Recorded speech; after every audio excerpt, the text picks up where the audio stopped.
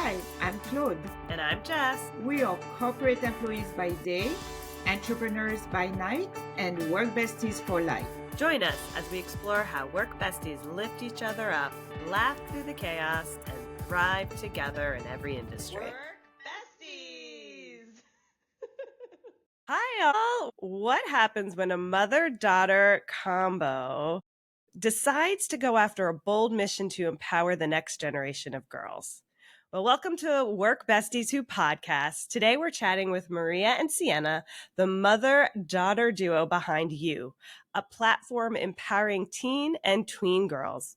From building a business rooted in entrepreneurs and teenpreneurs, these two prove that family and business can be the ultimate partnership. Get ready to hear an incredible story, learn what makes their bond so special, and discover what changing the game for the next generation of young women can be. So let's dive in. Welcome, Maria and Sienna. Welcome. Hi, guys. Hi. Can you tell us a little bit about yourselves and how you came to life? Not you yourself, your company, you, for those that are questioning. Always have trouble with the name. We always have to say you. I mean you. No, you. You. You. Well, I am Maria. I'm the mom. And my background is in marketing and a little bit of new business development. We decided to do You when Sienna was about in 8th grade. I'm Sienna. I'm the teenager, and I don't have a background. You started when she was in about 8th grade and started using Instagram and social media, and that started becoming a bigger part of the focus of 13-year-old-ish lifestyles. Yeah. So it got us talking about rules and regulations and how-tos and why nots, and thinking about how teen girls, when they looked on their Instagram, it was a lot of perfect world scenarios. So-and-so's at a party and they're having the best time ever, but there's other girls that are not at that party and they're feeling terrible. We decided that we wanted to kind of populate the girls' Instagram feeds with something that's just real life, just easy, just to make them realize that life isn't just about people having the best time ever, because that's what it looks like on Instagram. And then we also decided to do a blog with that. As we talk about You a little bit more, you'll see that it's such an evolution. So this is how it started, but it's not exactly where it's going to end. Especially COVID started like a few months after we started You, and it kind of evolved as we tried to figure out what we would do through quarantine, and we had more time to work on it. So tell us about that process of you guys working together, because as a mother and daughter duo, that's a little unique dynamic.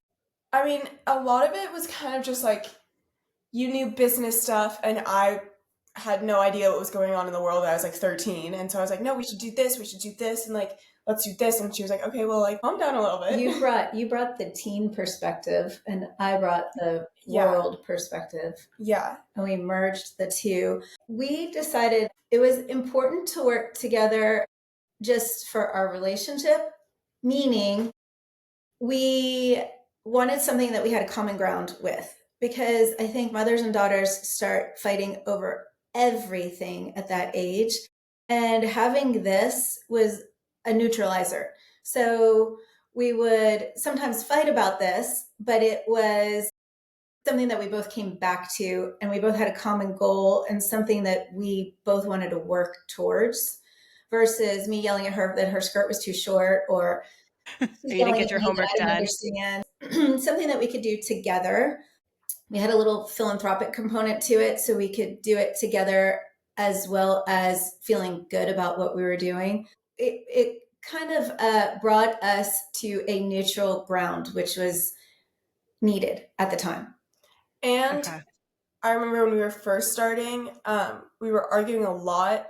I was at that age, like we just were in a part of our lives where like we were constantly fighting with each other. We would always resolve it. Like we always were really good at like resolving our conflicts. And so we were like, we should share what we're doing with other moms and daughters so that they can also work through their issues. And so that was also a component I remember being like to the blog, like, oh, we should teach and how to communicate. Yeah, how to navigate. Which goes back to your life in Instagram is not always beautiful and fun. And so you're showing this part, but also teaching others that it's normal, that is life. Mm-hmm. And as parents, we all went through those difficult times. One of our biggest challenges is time together to work on this because our schedules were always evolving. As I said, we started sort of when Sienna was in 8th grade, then COVID hit, there was a lull, so we got to work on it a lot. And then when she went back to school and things were opening back up, then schedules changed again. And then she got older and junior and senior year, high school were busy. So we've always tried to figure out when we can work on this together. That was the kind of the biggest challenge. We used to go live on Instagram together and just like kind of have it out with each other. So it was hard to schedule time together where we had a lot of minutes in one location together. Like there's lots of texting about this and lots of emailing about that. But when we did have the time together, there was a period of time with you that we would get on Instagram Live. And the two of us would bring up a topic. And I remember, should teenagers drink coffee was one of them. And she never let me drink coffee. I didn't think she should be drinking coffee. I feel like this is still a little bit of a bone of contention here.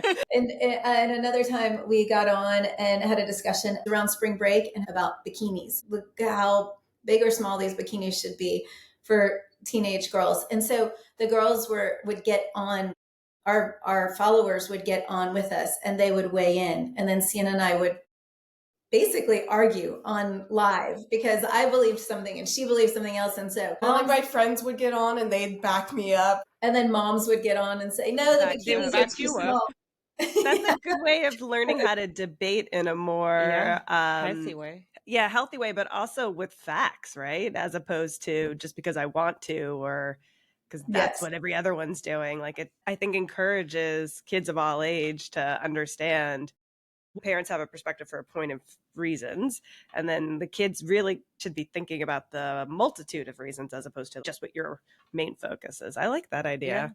Yeah. And you have your You platform and this duo, but how are you able to separate your mom-daughter relationship to your working relationship? I kind of think like what works for us is that we don't. Like it's just we work together as mom and daughter, and as a mom and daughter, we are people that work together. There's no separation. There's no separation. You is just a part of our lives and a part of our relationship. There was never a distinct, oh, this is work time. Oh, this is us hanging out time. We would hang out and you would come up and we would discuss what we needed to discuss and we'd continue talking. Involved your relationship in the fact that you now saw each other with a different perspective in mind because you're both coming to the table with something unique and providing a different point of view or a different part of your life as you guys join in this business. As you commented before, like the equalizer, the thing that brings you to feel like it's okay to still be mother and daughter working together because now you have a little bit more respect knowing what you both can bring to the table. Is that maybe what is causing some of kind of what I was saying earlier, like scheduling was so hard to actually sit down and have a specific time to talk about this. So we would talk about it wherever and whenever we could. And it kind of became, like Sienna said, it was just part of, we talked about boys, we talked about friends, we talked about you, we talked about what was for dinner. You know, it just sort of all became part of the conversation. And I think all mothers would agree there comes a time in a teenager's life where they don't want to talk to you anymore or not as much as you want to talk to them. And so it was a good reason to make Sienna talk to me and have her answer my questions. And yeah, she still does that, by the way. I'll be like doing work at school and she'll be like, it's an emergency, like I need you stuff. I'll pick up the phone and she'll like make up a question, like so obviously make up a question about you. What's wrong with the subscription box? Anyway, so what happened? It's funny because I would say you is sort of an outside reflection of our relationship because you has evolved in so many ways. And it really is just basically a projection of what we have done together going through these teenage years together. It's still evolving because we're still evolving. So this is Sienna's first year at college, and our relationship had to evolve again with her being away and out of the house, and we don't see each other as much. Everything kind of just literally worked into our lives. But I think that's one of the reasons that we've kept it going for this long, is because it is just part of us. Working together through these years, like I feel like 8th grade to freshman year of college, like that's definitely some transitional years. Yeah. And so I know I've changed as a person so much. And so I've definitely changed as someone, as a colleague, as a co-owner. And so it's definitely helped the way that we see each other, because there's also this formal aspect of like the way that we're viewing our relationship and our dynamic. And so it's definitely, I've realized that she actually like has thoughts and like is right sometimes. That's wild to me, but and you're right sometimes too. Good job. Yeah. Well, we just have a few more million teens and tweens to convince. It's been funny to see Sienna's evolution, and she's now old enough to go back and look at it as well. But when we first started the blog, she wrote a lot on it. There's a tab and it says Sienna Says, and her writing has changed so much, her topics, her approach, but it's fun to have those markers. She doesn't write for Sienna Says quite as much anymore due to time, and she sort of moved into the subscription box part of the business, but she still will go back and actually some of the things that she wrote about were like an arm of things that were happening in our lives. She wrote about getting her ears double pierced at one point, and did you find out about it on the blog, or did you know beforehand? No, okay, this is a really funny story. Now I thoroughly enjoyed the story. Anyways, one day I was bored, and so I double pierced my ears on my own without telling her in my room. I know, after we told her not to do that. By yourself? Yeah, no, I like fully use like hydrogen peroxide. She did it, and we were so mad that she did it. We made her take out the earrings and close up the holes. You can't just skip over this fact. My punishment for that was to get my door taken off of her room. Well, because we didn't really trust her to be behind the closed door, because she did that when she was behind closed doors. So we took her door off for like a weekend to teach her a lesson. Way longer than a weekend. Also, way people are so like, do you have your door back yet? No. 5 years later, and I just got my door back. Yeah. So she had to get her ears with the holes. We made her close up the holes, which was probably not very nice looking back. But one of her blog posts is her going to get her ears double pierced, because then we made her go to a doctor friend of ours and get them pierced. And then you let me do my triples on my own, like a few years later. And what were the answers of that blog when you told about the response? People. Because there must have been different response. The parents' response that must have saying, "Oh no, she's right. I would have done the same thing." But then the kids respond that say, "Oh, parents are terrible." Well, I don't think that I actually wrote about the first time about doing it on her own, because I think that at the time we were like, we don't want to encourage other people to do it. Yeah. So I don't think I wrote about the first time that I did it myself. But we do talk about it among mothers and daughters a lot, just as we brought it up here. We do get absolutely mixed reviews. The girls are normally laughing at the fact that my door got taken away. And the parents actually really like the punishment. She has really creative punishments. Yeah, that is a creative one. I would never think to take the door off. Well, I just had a friend of mine who has a daughter who's a little bit younger than Sienna, and she did something kind of along the same lines. My friend called and she's like, I just don't even know how to like get through to her. And I was like, well, maybe you should take her door off. And she did. And I'm sure that worked quick. You're so mean. I can't believe you. So one of the main elements of you is really about empowering women or girls, right, as they're coming into those critical ages, because teen tweens can be so jarring, and you don't have the life experience, so you think this is like the only thing that exists. You're commenting on some of the challenges you two faced. What do you see that is the biggest challenge today for the teens and tweens? And how are you focusing on that within your U platform? We've sort of evolved our objective to be about creating a space for girls to gain information, inspiration, and tools. What I see is a lack of confidence and a lack of self-esteem and a lack of pride in themselves, because I think that there's social media, they're looking at it and everything's perfect on somebody else's end, and they don't think that their life is quite as perfect. And I don't think it's a lack of self-esteem, meaning they run around with their head down and don't like themselves. I just think there's this angst inside of them because it's just kind of eats a little bit every time you open that the Instagram. And so Social media. I think we try to put things on our blog and Instagram that give girls little nuggets, something to make them feel good, or a little piece of information somebody else might not know. Sometimes that can give a girl confidence. Sometimes just a little quote or just a little joke. Even I've put up some like mom jokes and Sienna thinks that they're crazy, but it's just a little something to make the girls have something positive to go on and feel good, instead of going on and getting one more little nip of seeing perfection.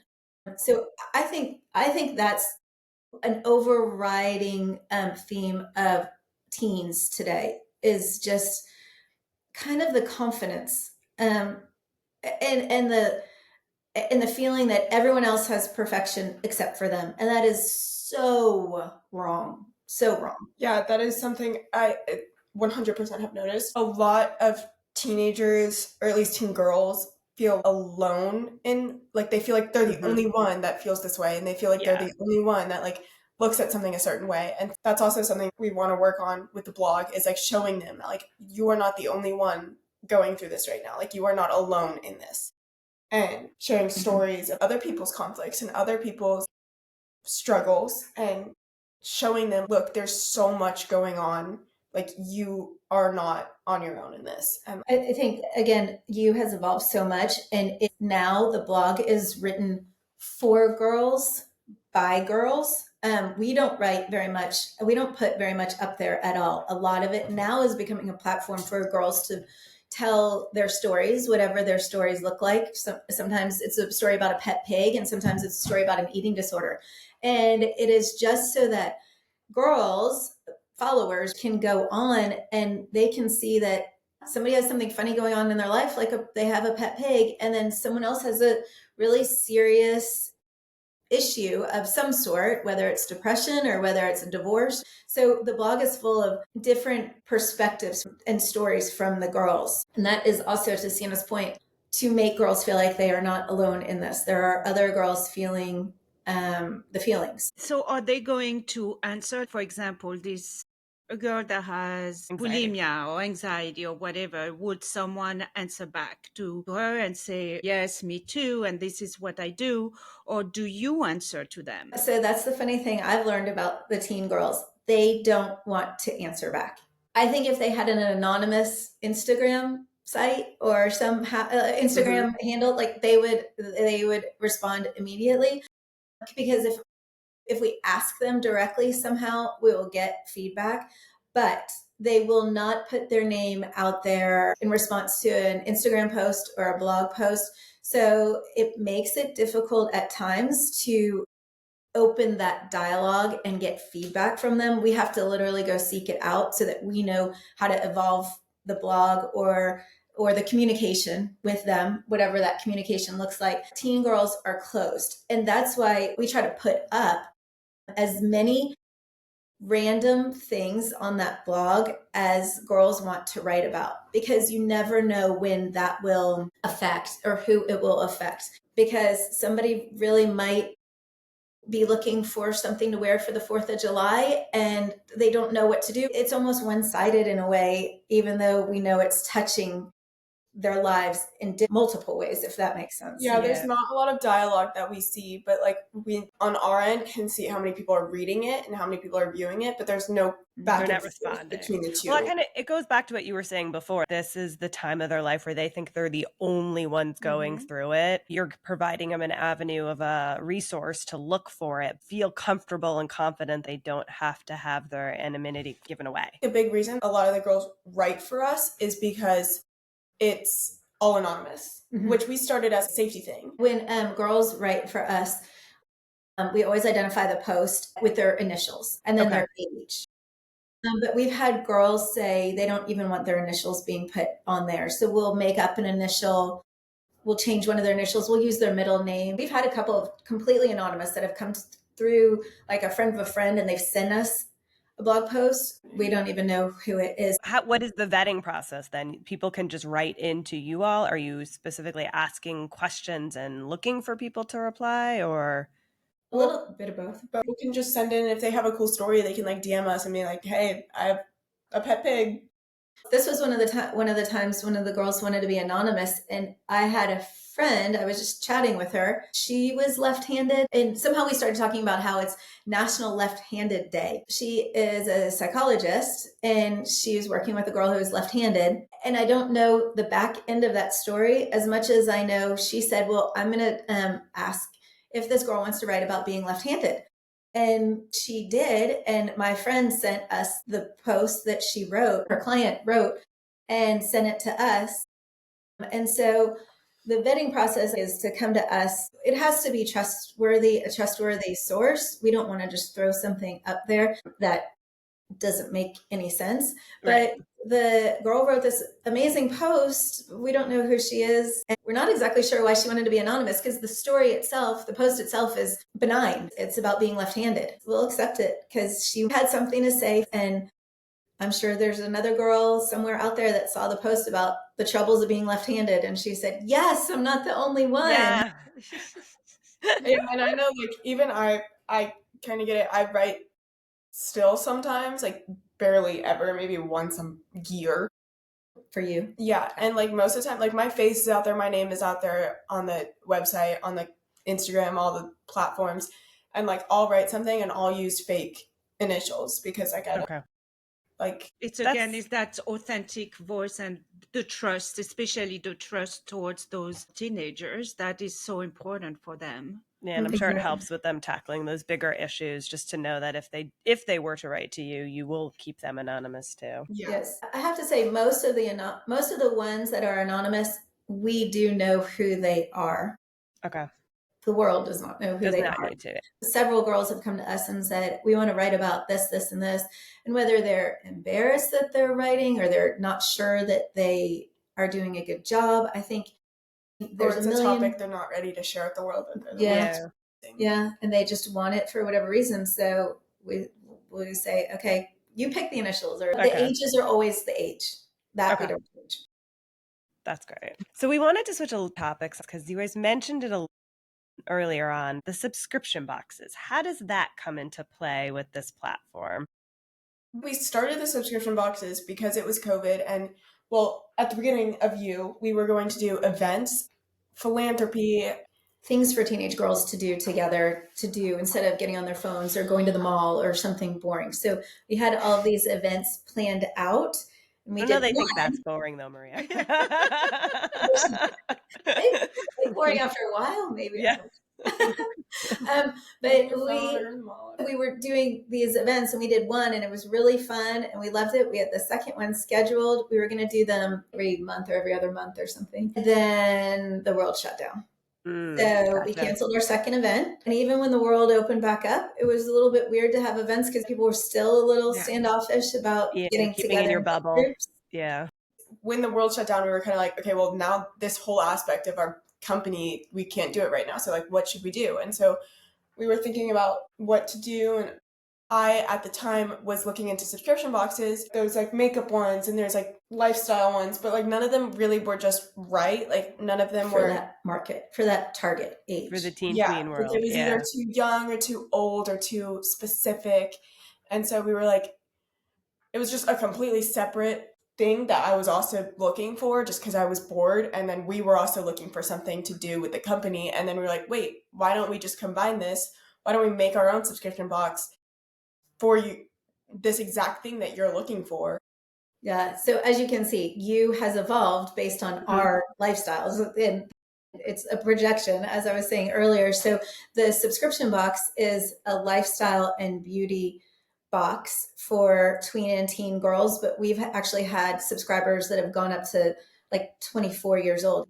I could send it to you guys and you would like the things in it. It is for tween and teens, but it's not one of the things we're putting not in just the products geared just for them. It's things. exactly. It's like a PG movie. Like everyone watches it, but like that's a good analogy. Like it's targeted for. That's a great analogy. Yeah, sorry, Moana like the Disney movies, but there's a little bit for everybody. It's a little bit for, so we started doing that, and it started as a sidebar, but it is actually an extension of you. Well, first of all, just getting the box is something that makes the girls happy, and the most feedback we get is how excited they are to actually just see that on their front porch when they come home from school. Like, so just the element of getting the box is a feel good moment in their lives. And then opening the things inside and talking about it with their mom or their sister or their friend, or all ties in with like our entire message and our entire goal. And how often do you have those? Do you send those boxes? Every quarter, so 4 times a year. So they're every quarter, and they're kind of seasonal, so spring, summer, winter, fall, as the quarters go. But typically that's how seasons work. But the items in them are not just seasonal. So the items inside them are much more about like the lifestyle of a teen or the lifestyle of a girl. So, maybe we'll have something that's a little summer related, like we put in straws for your Stanley and the little lid that goes on top of them, like for the summer box, because that's just kind of, but it's not. Or we'll throw in like mittens for the Christmas box, or not Christmas, socks. Winter, yeah, yeah. So there's some things, but it's not. You don't get a box that is all full of fall items. That's bettering of everything. Okay, yeah, that makes sense. Sienna sort of does more of the subscription box right now because she picks the items, and we vet it through different girls. Yeah, I have like friends that will reach out to me and be like, "Oh my God, you should put this in," or they'll be like, "Why are you putting?" Like I'll be like in our common room, like looking through some website trying to find stuff for the box, and I'll be like, "Wait, do you guys think that they'll like this? Like, should I put this in?" And I'll be like, "What even is that? Like, why would you put that in there?" And I'll be, you know what? You're right. So then I keep looking. Like you do a little market research, is what you're saying. Yes. I'm at the age I can communicate with the target audience more efficiently. It sounds like you guys divide elements of your company. Sienna, you're doing more of the subscription box, and Maria, you're more on the blog. You're old, so I know more about like to call it not teen tweens. Sienna's grounded after this, just so you guys know.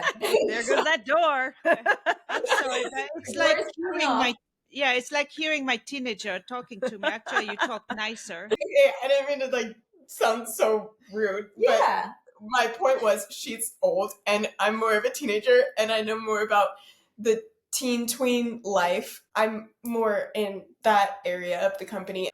I don't have a background in anything and she has a business major. So yeah, we kind of divide and conquer. Yes. You're leveraging your strengths. It's true. Exactly. And how do you guys see that evolving? Because at some point, Sienna, I hate to tell this to you, but you're not going to be a teenager. You're almost not a teenager anymore. What do we do? You have to come do my job. We have to find somebody to do your job. That was what I was about to touch on, is we actually are kind of starting to get younger input in the company. We started an ambassador program where people... Fantastic. From freshmen, sophomores, juniors. Yeah, so we have high school girls. High school, right? Okay. Yeah. Clarifying. And coming in and they're working on blogs. We when we realized Sienna was leaving, when she figured out where she was going to college and she's out of state, and that things were going to change between us, and she is getting older, truly. And so we wanted to make sure we still touched on the younger audience as well. I mean, some of the posts they skew to whether we should take the ACT or the SAT, but that's older high school. So an 8th grade girl or 7th grade girl could care less about the ACT right now. Maybe her mom is interested in looking it up, but she wants to know more about, what do I do about a girl who's picking a fight in my friend group. So we sat down with some girls that we know that have contributed often and are interested in you, the business. And we sat down with them before Sienna went to school and said, what do you guys think? Which should we do? Where should we take this? And we all sort of came up with an ambassador program, which I personally don't like the word ambassador, but the girls liked it and they wanted it. So well, ambassador for them is good. The title is good for resume reasons. Yeah. And so that's why they want the ambassador. It sounds empowering. So I kind of would like it. I mean, especially and if I was a teenager.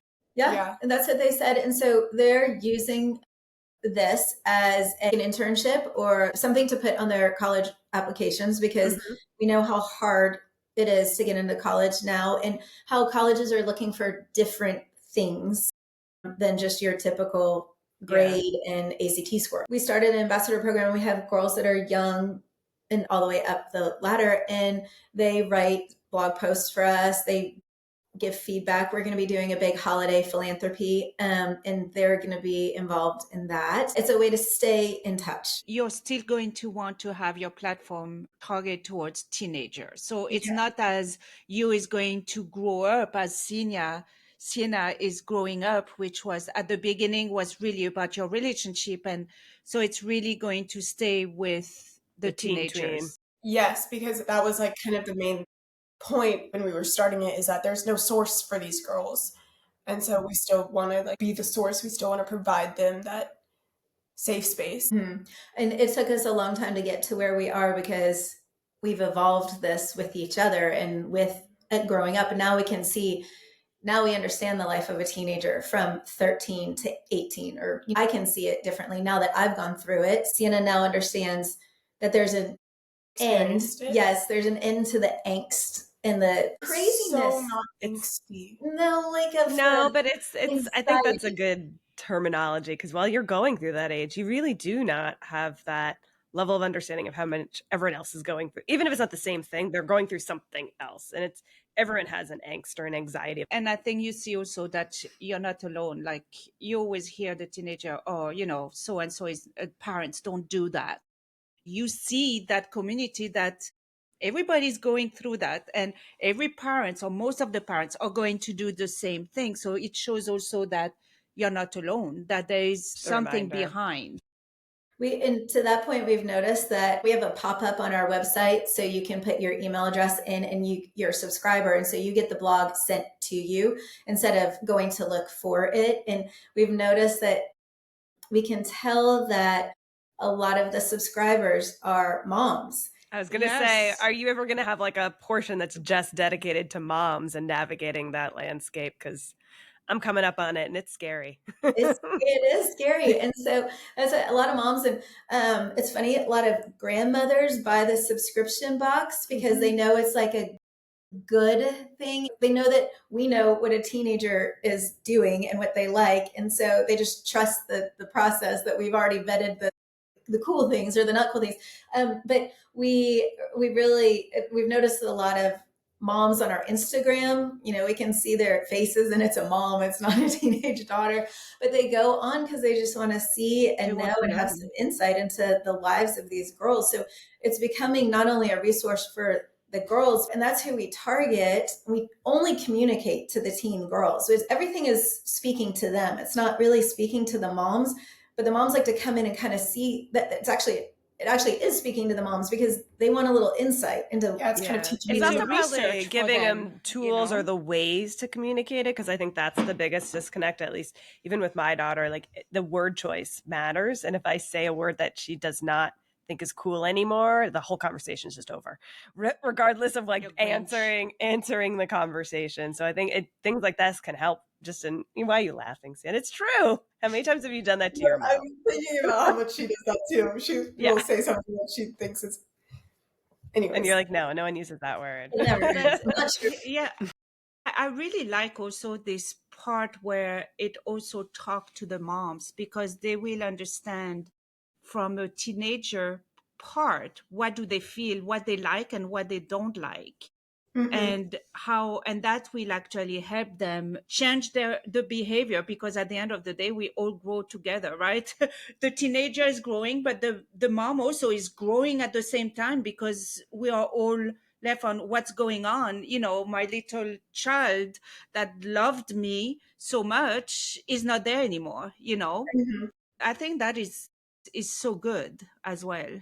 I think one of our biggest regrets with with the actual business, is that we didn't stick with doing the lives longer than we did. We probably only did it for a few months, and then schedules became too hard for us to coordinate getting it, finding a time to do it. It was growing relatively fast because moms would tune in, girls would tune in. Sienna and I would full on bicker about an issue, we'd be like we mentioned at each other on live Instagram. Like we mentioned, we worked through it, but so people were watching that, and moms could see how to deal with. And I'm sure moms were saying, "Oh, Maria said the wrong thing. That is not good," And I think some of the it's like live coaching on therapy, like how to better communicate.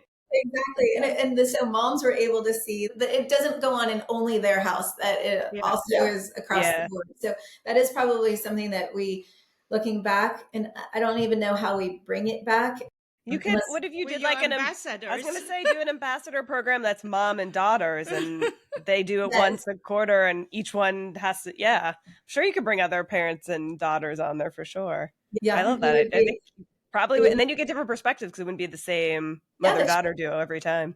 It's a good point. We should think about that. It is fun because you're getting feedback on the screen, and it's so interesting to have strangers comment on your relationship. On you, I'm sure. Yes. I couldn't even imagine. I think it would derail me from the conversation. I'd be like, wait, what did they just say? Exactly. But it was a fun thing to do. Yeah. And what was the response of the people that you knew? Like even Sienna, about your friends, right? That saw you going at it with your mom, or even you. A lot of my friends thought it was really funny. Yeah. They thought it was so funny because my mom and I, the way we argue with each other is kind of making fun of each other. A little bit of sarcasm. A lot of sarcasm. I feel like we bicker more like sisters and a mother and a daughter. Like we kind of always have that mutual respect for each other. Mm-hmm. Yeah. So it wasn't always her just like dominating me as a parent, Yeah, like, it wasn't like I said so because I'm your mom, that type of thing. I could say stuff back, and so since I could say stuff back, it was just the mom feedback was great. They were like, we love seeing this, so we know that we're not the only ones that are having these issues. They liked seeing Sienna's perspective. The moms that I know that were logged in, we would get comments afterwards and comments on the screen, and then people would DM us, and so they weren't afterwards, and they would say, that was so good. I'm having the same bathing suit issue with my daughter. People really loved it. There were times that we only knew this because we knew the people, but like both the mother and the daughter would be on the live separately. Yeah, they would be commenting. It's probably in the same house, but in different locations. Yes, and they'd be commenting like on separate sides of the argument on live. Like they could see each other's comments. Like they were fighting online. As well as you two. And then I'm sure once it was over, they then had their fight. Exactly. So yeah, it was fun. I think my biggest piece of advice, and Sienna touched on it, as a mom, when you argue with your daughter, is you do have to show them respect. They are people, and they don't need to be dominated. I don't think that goes anywhere fast except downhill. And they do have ideas, and there is a reason that they want to do what they're doing. So Sienna wanted to wear a bathing suit that was too small, and I didn't like it, but come to find out, that's what every single girl was wearing. That's what the girls were posting. Well, that's where we shop. I went on all of the websites that all the girls on this one live mentioned, and sure enough, I mean, that's what is everything out there. Is the same. Yeah. I could yell at her and say, no, you're not wearing that. But I don't know that that's really helping. It's the market. It's not me. Yeah. You've got to kind of just see the whole thing before you. Facts matter, right? Like I think what you're doing is you're giving both of you tools to understand each other and negotiation tactics, right? Because Sienna, you probably learned from that. My mom didn't realize that it wasn't just me in isolation saying, I want this skimp. There was thought behind it. There are times that moms have to take control. I told her no about the ear piercing and multiple times. And we actually had said, no, you can do it after your birthday, which was in just a couple of weeks. And she didn't listen. And we said, you can do it, but not until, and there was a reason and there is a whole why around it. And she completely disobeyed it. So then yes, then there's you can tell she's not holding any sort of angst about it at all. It's a good tool to remember, is what she's saying. I'm still the mom at the end of the day, and there are consequences, and that's life. And so you do, as a mom, I still have to teach that. I can't just be like, oh yeah, sure, okay, everyone's wearing a string bikini, so you should too. I mean, go for there is still. My point in the bathing suit was at least I could see everyone's perspective, and then I can make my decision instead of just making it in a silo. And that's sort of what the whole business is about, is just empowering girls. They're not alone. Moms are not alone if they want to log in and see any of this going on. We are all doing the same thing. We are all in the same spot. Looking at the demographic as a whole is also important. Just everything. Mm-hmm. And making decisions based on that. But, being hardcore and drawing strict lines, some things, absolutely. But, these little things that we fight about all the time, I think the reason you fight is moms are like, absolutely not. But there's no real reason behind it. And so dig in and find out. So what's your big dream for you? What kind of legacy do you want to leave behind for all these girls and the families as this continues? Well, I know that I just want to be able to reach all of these people. I just hope that every girl out there knows that this is a resource that they have, just awareness. This is out there for them. And a platform that they can use if they want to. They have something to say that might help another girl. Whenever a girl asks about what they should write about, or what angle they should take about the topic that they're writing about, our comment back is always, how will this help another girl? And in what way will this help? Don't just tell a story about yourself, but put something in there that will help another girl, a nugget of information or inspiration, or something that if a girl reads it, they'll get something out of it. We would just love for it to grow, so that girls know it's there and they can either use it in a passive format or they can use it in a proactive format. And where should they send the stories? For the audience that have teenagers or tweens, where should they where would they follow, and how can they subscribe to you? Our Instagram handle is how most of the girls come to us, because that's what girls are doing. They're on Instagram. Our Instagram handle is with 3 O's.